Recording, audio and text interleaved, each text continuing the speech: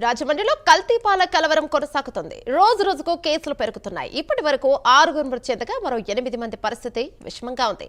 వివిధ ఆసుపత్రుల్లో బాధితులకు చికిత్సను అందిస్తున్నారు అధికారులు. ఇప్పటికే వ్యాపారి గణేష్ ను పోలీసులు అరెస్ట్ చేసి రిమాండ్కు తరలించారు.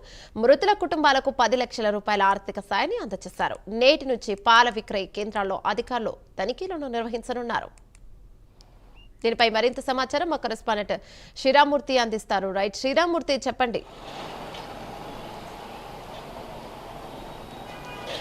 యమున, ఏదైతే రాజమహేంద్రవరంలో కల్తీ పాలు కల్లోలం కొనసాగుతూ ఉంది, ఇంకా మరణాలు పెరిగే పరిస్థితి ఇక్కడ కనిపిస్తుంది. ప్రస్తుతం 15 మంది వివిధ ప్రైవేట్ ఆసుపత్రుల్లో చికిత్స పొందుతున్నారు. దాదాపు ఇందులో 8 మంది పరిస్థితి క్రిటికల్గా ఉన్న పరిస్థితి. ఇందులో 6 దాదాపు వెంటిలేటర్ మీదే వైద్యం కొనసాగుతుంది. మరొక 2కి డయాలసిస్ కూడా నడుస్తున్నట్టుగా మనకు వైద్యులు చెప్పిన పరిస్థితి ఉంది. అయితే ప్రస్తుతం 315 మందికి సంబంధించి రక్త నమూనాలు సేకరించారు. అందులో నిన్న కొత్తగా 3 కేసులు ట్రేస్ అవుట్ అయినాయి. దీంతో వారిని కూడా ఆసుపత్రిలో చేర్పించిన పరిస్థితి ఉంది. అయితే ఈ పాల వ్యాపారి, ఈ కోరుకొండ నర్సాపురం చెందిన ఈ గణేష్ పాల వ్యాపారి వరలక్ష్మి డైరీ పేరుతో నిర్వహిస్తూ అక్కడ ఏదైతే విషం పదార్థంగా మారినాయో పాలు, ఏదైతే ఇథలిన్ గైక్లోన్ కలిసి తర్వాత అది విష పదార్థం అయినప్పటికీ కూడా ఆ పాలు వినియోగదారులకి వేశాడు. ఇలా వినియోగదారులకి 102 కుటుంబాలకి ఈ పాలు వేసినట్టుగా సర్వేలో నిర్ధారణ అవడంతో ఆ కుటుంబాల్లో ఉండే 315 మంది నుంచి రక్త నమూనాలు సేకరించి వారి పరిస్థితిని ఎప్పటికప్పుడు ఇక్కడ వైద్య ఆరోగ్య సిబ్బంది కూడా అధ్యయనం చేస్తున్న పరిస్థితి ఉంది. ప్రస్తుతం అయితే ఇప్పుడున్న వారిలో చిన్న 2 పిల్లలు కూడా ఉన్నారు. నిన్న 5 ఏళ్ల బాలుడు విశాఖలో ట్రీట్మెంట్ పొందుతూ ప్రైవేట్ ఆసుపత్రిలో ఎవరైతే బత్తెన మనోహర్ ఇక్కడ స్వరూప్ నగర్కి చెందిన బాలుడు మృతి చెందిన నేపథ్యంలో మృతుల సంఖ్య 6కు చేరుకుంది.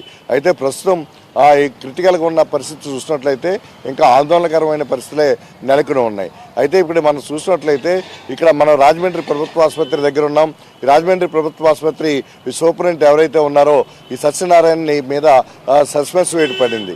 అయితే సూపరింటెండెంట్గా ఆయన నవంబర్లో ఇక్కడ ఛార్జీ తీసుకున్నప్పటికీ ఇప్పటివరకు కూడా సూపరింటెండెంట్గా కొనసాగుతున్నప్పటికీ రాజమండ్రి ఆసుపత్రుల పరిస్థితులని మెరుగుపరచడంలో కానీ సమన్వయం చేసుకోవడంలో కానీ ఆయన విఫలమయ్యారనే ఆరోపణలు నేపథ్యంలో ఈ కల్తీ పాలు తాగిన ఘటనలో ఆసుపత్రికి వచ్చిన వారికి వైద్యం అందలేదని చెప్పి ఇక్కడ వైద్యం చేయలేమని చెప్పేసి వెనక్కి పంపించేశారనే ఆరోపణలు కూడా ఉన్నాయి. ఈ కల్తీపాలు తాగిన తర్వాత వారు ఆందోళనకు గురయ్యి, అంటే మూత్రం ఆగిపోవడం, వాంతులు అవ్వడం, దీంతో ఇక్కడికి తక్షణం అంటే కోతవేటు దూరంలోనే ఈ లాల చెరువు అంటే ఈ బాధితులు ఉండే స్వరూప్ నగర్ కానీ సౌడర్స్ నగర్ ఉన్నాయి.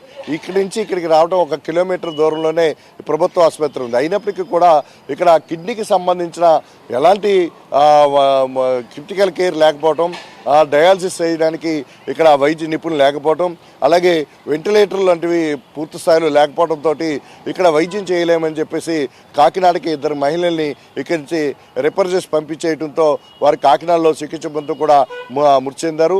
అది కాకుండా రికార్డులోకి ఎక్కలేని మరొక 2-3 కేసులను కూడా ఇక్కడి నుంచి వెనక్కి పంపిన పరిస్థితి ఉంది. అయితే ఇలాంటి పరిస్థితుల్లో కూడా అంటే ఒక డయేరియా సోకిన ఇలాంటి కల్తీ పాలు కానీ మరొక విషయంలో కానీ కిడ్నీకి సంబంధించిన వ్యాధులతో ఇక్కడికి వచ్చిన వారికి ఎలాంటి సౌకర్యం అందట్లేదు, పైగా సమన్వయం చేసుకోలేని పరిస్థితిలో ఇక్కడ ఉన్నారని చెప్పేసి ఆరోపణలు మిన్నినట్టు నేపథ్యంలో ఇక్కడ ఏదైతే ఆసుపత్రి సూపరింటెండెంట్ సత్యనారాయణ మీద సస్పెన్స్ పడింది. ఆయన మెడికల్ ఆఫీసర్గానే ఇక్కడ కొనసాగే పరిస్థితి ఉంది. అయితే ఇప్పుడు ఇక్కడ రాజశేఖర్ని కొత్తగా సూపరింటెండెంట్గా నియమించారు. అయితే ప్రస్తుతం అయితే రాజమండ్రి ప్రభుత్వ ఆసుపత్రిలో ఇంత ప్రభుత్వ వైద్య కళాశాల అనుబంధ ఆసుపత్రిగా ఉన్నప్పటికీ కూడా ఇక్కడ నిపుణులు లేకపోవడం, వైద్య నిపుణులు లేకపోవడం, వివిధ విభాగాలకు సంబంధించి స్పెషలిస్ట్ లేకపోవడంతో ప్రజలకి మెరుగైన వైద్యం అందట్లేదు అనేది ఆరోపణలు ఉన్నాయి. ఇది ఈ కల్తీ పాలు విషయంలో ఈ విషయం మళ్ళీ ఈ డొల్లతనం కూడా బయటపడింది. ఈ నేపథ్యంలో ప్రభుత్వం ముందు ఈ చర్యలు తీసుకున్న పరిస్థితి ఉంది. ఏదైతే రఘునందన్ వైద్య ఆరోగ్య శాఖకు సంబంధించి ఉన్నతాధికారి రఘునందన్ ఈ మేరకు ఆదేశాలు జారీ చేశారు. ఏదైనా ఈరోజు మళ్ళీ ఇంకా ఆందోళనకరమైన పరిస్థితులు కొనసాగడంతో బాధిత కుటుంబాలని పరామర్శించడానికి వైద్య ఆరోగ్య శాఖ మంత్రి సత్యకుమార్ కానీ రాష్ట్ర మంత్రి లోకేష్ కానీ రాజమండ్రి వచ్చే అవకాశం ఉంది.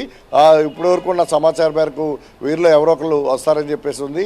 అయితే ప్రస్తుతం ఇక్కడ బాధిత కుటుంబాలకి 10 లక్షల రూపాయల ఆర్థిక సాయం, అంటే మృతి చెందిన కుటుంబాలకి 10 లక్షల ఆర్థిక సాయం అందజేస్తారు. నిన్న ఎమ్మెల్యే ఆదిరెడ్డి శ్రీనివాస్, భత్ర బలరామకృష్ణ ఈ సహాయం అందజేసిన పరిస్థితి ఉంది. ఇది ప్రస్తుతం కల్తీ పాలు విషయంలో కొనసాగుతున్న ఆందోళనకరమైన పరిస్థితులు. Thank you, studio.